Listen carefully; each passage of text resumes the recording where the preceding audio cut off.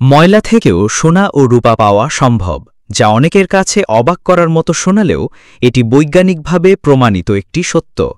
বিশেষ করে ইলেকট্রনিক বর্জ্যে প্রচুর পরিমাণে মূল্যবান ধাতু লুকিয়ে থাকে।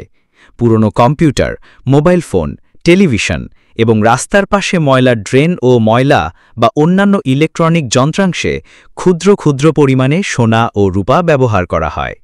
যখন এগুলো অকার্যকর হয়ে বর্জ্যে পরিণত হয়, তখন বিশেষ প্রক্রিয়ার মাধ্যমে পুনরায় ধাতুগুলো উদ্ধার করা যায়। এভাবেই আধুনিক প্রযুক্তি ব্যবহার করে ময়লা থেকেও সোনা ও রূপা সংগ্রহ করা হচ্ছে। শুধু বর্জ্য নয়, পৃথিবীর গভীরেও এই ধাতুগুলো পাওয়া যায়। ভূতাত্ত্বিক গঠন ও খনিজ সমৃদ্ধ অঞ্চলে খনন করে সোনা ও রূপা উত্তোলন করা হয়।